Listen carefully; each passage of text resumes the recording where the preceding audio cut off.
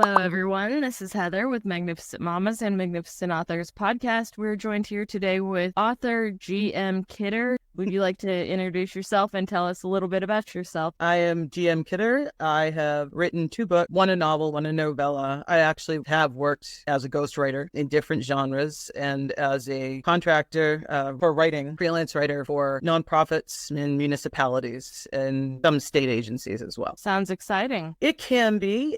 I call it more enlightening. Yeah, it's exciting. I'm also a justice of the peace, and the majority of the weddings I do are actually weddings done in the maximum security prison. I'm one of the only justice of the peaces in Massachusetts that will do it. Why is that? I don't know. It's strange to me. Circumstance, she goes, oh my God, yeah, you've got like 10 COs in the room, and you're very, very safe. Don't worry about it. And But I think it's also there's a stigma applied. I think some people don't think maybe these people deserve some kind of happiness because of maybe some of the things that were done. But as a justice of the peace, if you do a prison wedding, they do give you they let you know why they're there, just in case you do have a moral kind of barrier to associating with that person. But to be honest with you, people who are really those really strange, immoral cases, they're not really marrying people, So, yeah. It's mainly people who are in crimes for drugs or violence of some sort. So, and they're trying to change. A lot of them just want their children to have their last name. It's really a big part of it. That makes sense. I'll tell you, they're the great weddings because there's no real stress to them. Nobody's running around. You're only allowed to have 2 guests. They're just happy that they can have that happen for them. Do you want to go ahead and tell us a little bit about your book? First book for myself that I completed for myself is called The Eulogist. Each chapter is a different story. I mean, sorry, I shouldn't say it like that. Each chapter is something that actually happened with the person who inspired the character of Carlos, who was my friend Miguel. And Myra is essentially loosely, based on me. These characters, of course, are in the book. They have to be much more interesting than we are. But a lot of these situations happened when I was in my early 20s, mid 20s. But I brought them up to date so that it's translatable to what we're living in currently, the society we're living in currently. And they're a little bit more responsible, because these 2 characters are in their 40s. And then there's the character of Oliver, who's based on my son. There's a lot of information, I'll call it information, about what it's like to be a single mother of a son. Growing up in a Massachusetts town that's lost all its factories and its mills and is surviving on having to work for social service agencies and other nonprofit-run agencies because there's not any industry. It's agencies that are heavy in this community. There's a lot of that. The main character, one of the main characters, Carlos, who I'd mentioned, is actually written as a priest, in priest affectation as Father Benedict. He's not very good at being a priest. But, oh, no.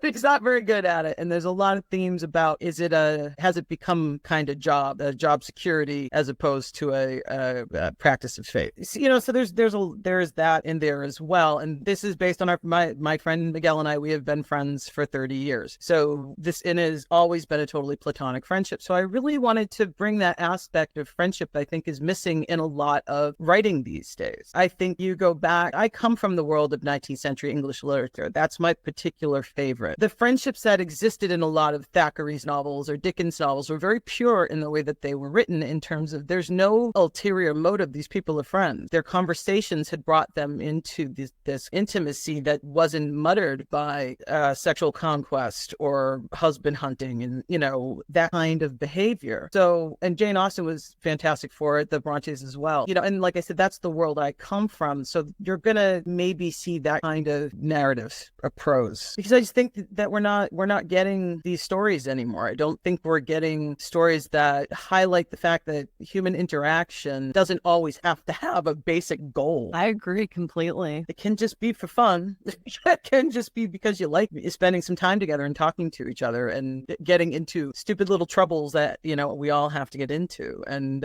Oliver, Myra's son in the book, very much acts as he knows it all. He's 16 years old. He's on the football team. He's very popular and he knows it all, loves his mother, but is always making sure she's thinking before she leaves the house, kind of thing. Their dynamic is absolutely probably my favorite one in the whole book. And many, many, many of the lines in the book come directly from conversations between me and my son. And he was cool with it. I believe I cleared it with him before I did it. And he was like, yeah, sure. I don't care. Do you think anybody would care? I'm like, we'll find out.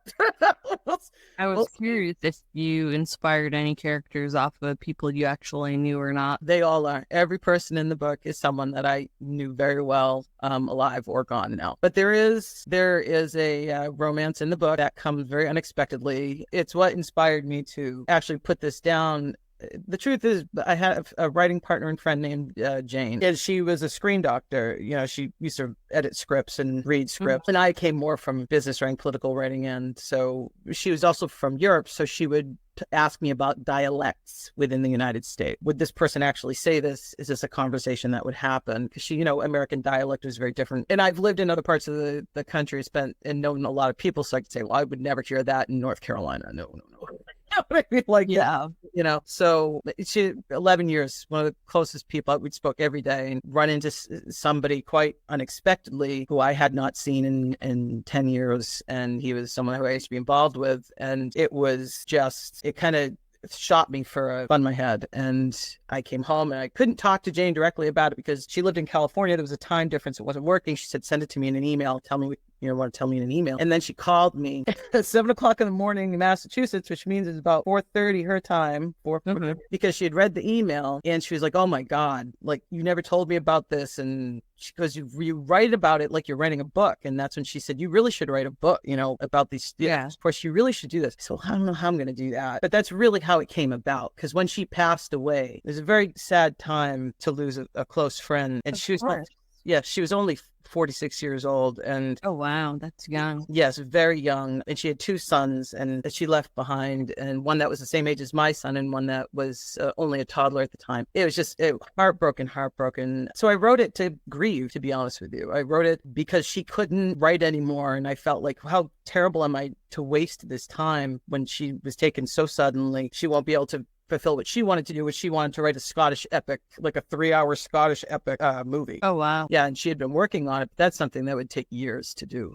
Her mother was from Scotland, so something she really wanted to. Her mother used to tell her a lot of stories, and she wanted to put them together and make this incredible movie. And I'd said the same thing. Well, I always wanted to write a book. I always wanted to write this great piece of fiction. Something that had to do, in the tradition of Dickens and Austen and Thackeray and Alcott, the daily life of what you're dealing with and get it across to other people in a way that maybe they can understand it as well, on a bigger scale, because we all live very closed lives from each other. I mean, even with social media, that's a charade. You know what I mean? That's posturing. Do you think it's hurting or helping? Like the social interaction and whatnot. I think it hurts social interaction because I think it allows for falsehood, right? Like people are performing on social media, not so much communicating. And it breaks my heart because when it started, I thought, this is fantastic. I mean, it's going to give us all communication with people all over the world, and friends I had living in other countries, we could see each other while we were speaking and be in contact every day if we wanted to. Hi, how are you? Know when someone's family is, mother is sick, or wife is passed, or husband is divorced, and something where they could count on each other in a way where they didn't have to fly or drive 5 hours.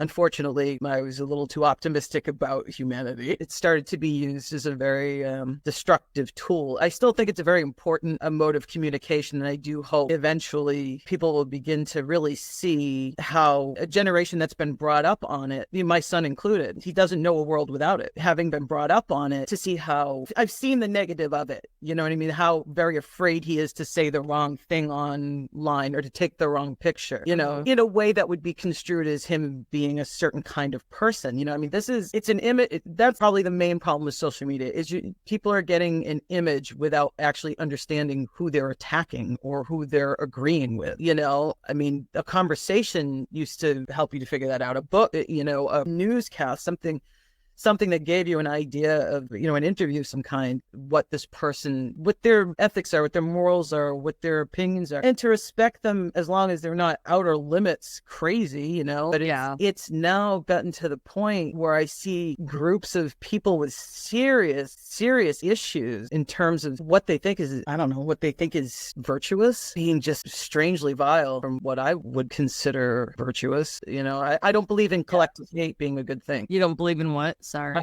I don't believe in collective hate being a good thing ever. Oh, no. And I see too much of it. And I see virtue being attached to it. And I mean, I'm from Gen X, right? Like I'm 50. So for me, it was like, you don't trust what the media is telling you. You do your work. You find out if what you've been told is true. I mean, that was something that started very early on in the 50s and 60s. I mean, there's nothing wrong with being aware of where this information is coming from. And I don't see a lot of that. I see a lot of people going, well, this has got, a million people hating on this, so that must be the right thing to do. It's just not if hate's part of it anyway. Yeah, I agree. Like, one of my things is like positivity, and I don't allow like discrimination on my blog. Right. So for instance, if I'm like, Sundays are supposed to be in regards to like the book, like religious things like that. Now I don't consider just one religion, like anyone a different religion, that's fine. Right. Because I want to reach people all over the world of different walks of life. And I think, if I only, allow Christian or Catholic or whatever, that's going to stop me from reaching these people and building a relationship. And, I think it's important to not discriminate, which is just making more hate and more negativity in general. Agreed. And it turns you into a niche as opposed to a journalist, right? It's like, now in the eulogist, we have a priest, we have Catholic themes.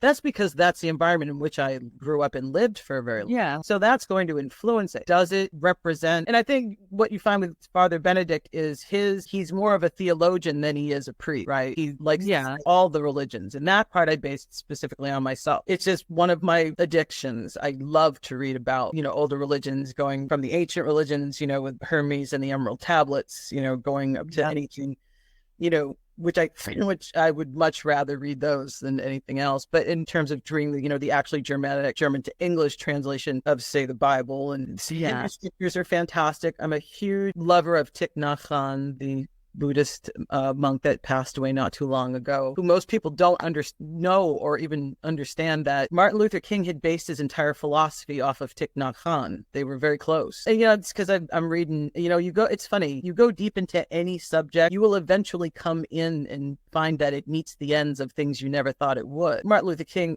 being a writer, political writer in general, Martin Luther King, of course, is someone that I was fascinated by his deliveries and his writing. He was writing those speeches. Most people with a good speech these days have not written it. So he was a tremendous writer and tremendous humanitarian. But I find out that, he had based everything off of that. Him and Thich Nhat Hanh having been very close in the philosophy, this Buddhist philosophy of beautiful, deep Vietnamese Buddhist philosophy of, live and let live, essentially. But to understand that it's not hate that's going to get you there, right? It all comes back to that. It's not hate and separation that's going to get you to a happy. So that's these people in my book. There's a character, Anya, who is based off a very good friend of mine who is a nurse. She has a very different view in life than, say, Myra and Carlos do, where she's in the front lines. She's an emergency room nurse, and she is an emergency room nurse. She works in cardiac now, but she is an emergency room nurse, and she did work in emergency rooms all over the country as a travel nurse. And I mean, the stuff she used to tell me, that they see the things of nightmares. I was a CNA in long-term care, and I got to work with travel nurses quite frequently. They always had stories to tell. I loved it. Yes, they have and that's, I'm like, why is nobody writing these down?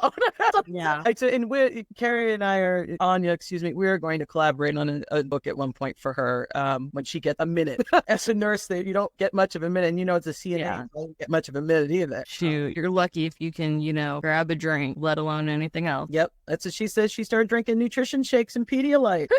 Oh, wow. She's like, I don't have time. I don't have time. Want to know what's funny? My first nursing home I ever worked in is when I started smoking cigarettes, because I couldn't get a lunch break. I couldn't get any sort of break, but I could go smoke and get a break. Yeah, that's crazy. She used to tell me that too, because, because smoking had to be a certain amount of feet away from the place. Yeah. And she had quit smoking for years. She's like, I want to take up smoking again. I can take 15 minutes, 20 minutes to go outside. And I'm like, but you can't just go sit down. She's like, no, I can't. I don't have time. Nope. They don't. That's how I started smoking, and it's just crazy. Like, I went over 30 years without smoking, and working in healthcare is what got me smoking.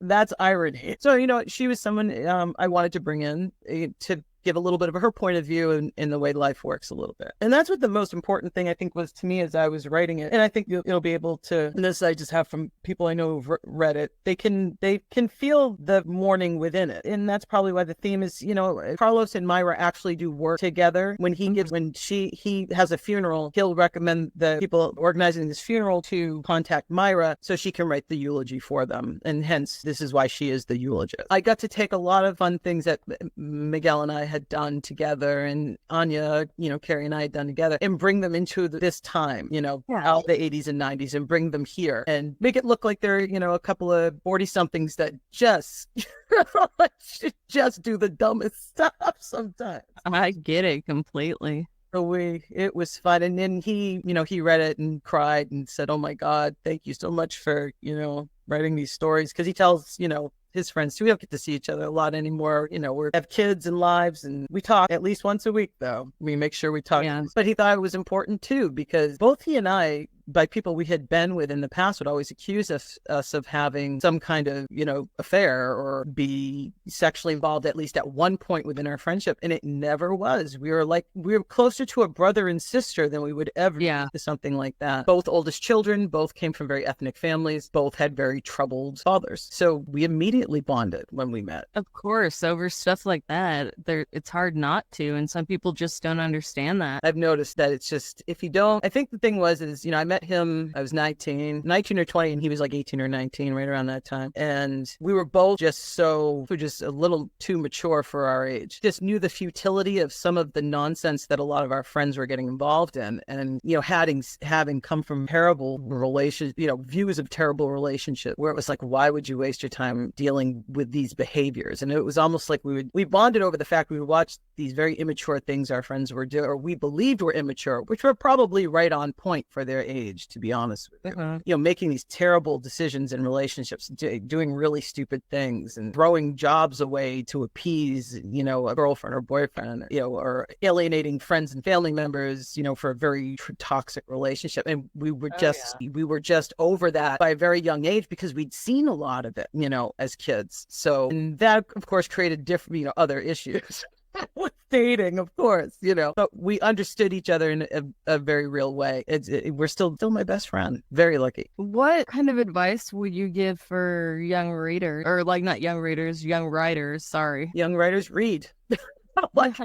Go back and get those books, read The Irish Poet, because they're so good and they're so aware of the community and the world they're living in. Read Thoreau, read Whitman, read the authors that they're trying to make the world forget. Everything they're talking about, everything they're writing about may not be fully translatable to this particular generation or place in time, but there are themes in them that are universally timeless. I agree. Yeah, and the 19th century novelists for me were someone I found them very, very much the most beautiful, works I have ever read. But then again, I'm a huge, huge fan of Ray Bradbury, because I think to me, Ray Bradbury, I hate the fact he just gets thrown into science fiction so much, because the prose is absolutely fantastic. He was probably the best short story writer ever, and he loved and lived writing. Everything about his day he just knew that's who he was from a very, very young age. And he liked to just create incredible things, create incredible world. And no matter how fantastic that world got, the character was still very human and very relatable with those human themes you would find in 17th, 18th, 19th century literature,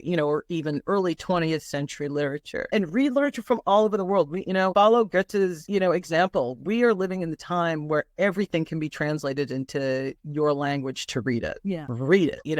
Read Bret Easton Ellis if you want to understand what was really going on in the 80s, because he knew and he was on point. He was one of my earliest authors that I really, really liked, other than, the classical work. Bret Easton Ellis had a pulse on the society in which he was living in, and he very much let people know that not everybody living in that society thought what these people were doing was okay. It's just, to me, if you really want to write, you got to read. Yeah, I get that completely. And I've heard some writers say that when they're writing, they don't actually read any other books because they don't want to absorb anything and somehow put it into what they're working on. But there's so much to read out there. We could never in a million years read even a quarter of content to date. I know, and isn't that a shame? That's why it's wild. And then I see that where it's like, well, I don't want that style to affect this. But if it really won't, I don't think it should affect affected in a negative way. Like my son is a musician, and when he plays, I can tell what he's been listening. Like if he's writing his own stuff, I can tell what he's listening to most of the time. It doesn't sound like a copy, but there's a hint. I don't think it's going to hurt you to be inspired by the style, right? Or inspired by the word. If you find yourself copying it, well, I mean, do draft number 2, you know, finish it out. Like I said, I write sci-fi fantasy, and I really want to go back and read some Anne McCaffrey's stuff, like the Dragon Riders of Pern, just because I have Dragon Riders in one of my stories, and not to take information from her, but just to see the way she spins stuff again, you know, and see how other people spin stuff. And I wouldn't say, you know, if you're coming up with ideas, I wouldn't say you're taking it from them, but like, you know, maybe they have rank or something, you know, like elite, like, you know, different levels or classes. That's something I hadn't thought about, but I would make my own, you know, just a different idea, or maybe like how they came to be, like just different ideas that people have used. I mean, if you think about it, even just like vampire and werewolf stories, it's the same type of thing, you know, it's all kind of back to like mythologies, different folklore, similar, but everyone puts their own twist on it. Twilight, perfect example. I was going to say Anne Rice with the character of Lestat, and I read the Lestat books. My favorite one was the 4th one called The Tale of the Body Thief, where Lestat becomes a rock star. Now she's still bringing in this traditional kind of sexy vampire, people are swooned by it, but she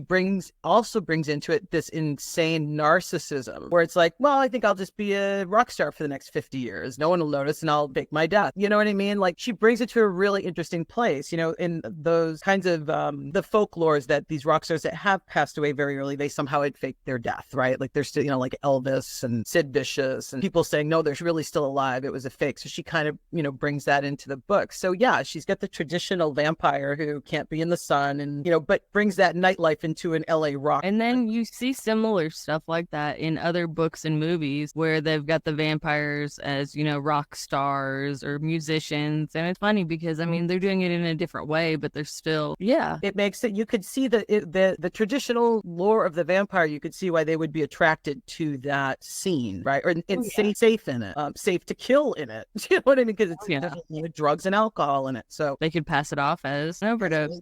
Is an overdose? Yeah, exactly. Or a tragic car accident. You know what I mean? Like there's so much to do with the idea that, to me, I think if something is a carbon copy or something isn't necessarily inspired but lifted from something else, I think it's very easy to see. Right? Yeah, I agree. Yeah, like you can go, that's really inauthentic. You know, I mean, take something like The Lost Boys, which was the first of its kind, right? Like to really bring that, like these. The vampires are the bad guys, but those are the guys you want to hang out with. Yeah. They're having a good time. They get the Jim Morrison poster. You know what I mean? Like that to me was like really kind of, it really changed the game with the vampire movie, right? Like the vampire was no longer this hidden figure that is supposed to teach women not to, you know, go alone back to somebody else's, you know, someone's home. This was like, this was not a cautionary tale. It was, these vampires were hanging out. They knew in the 80s, also commentary on the 80s as far as you could get away with pretty much anything. Oh, yeah. Fashion wise, style wise, like people hung out at night. You hung out, you know, with a bunch of people doing whatever and being dumb and having fun. And sometimes you got in trouble. But nothing about that. Well, I don't think they really lifted much of anything other than some basic tradition of sleeping in the cave and, you know, things like that. But it doesn't feel inauthentic. But it's a very old story. It's a lore. It's a fairy tale. And thank you so much for joining us today. It's been fun. Thank you very much. It's been a wonderful conversation. I really appreciate it. Thank you for sure. It's been awesome.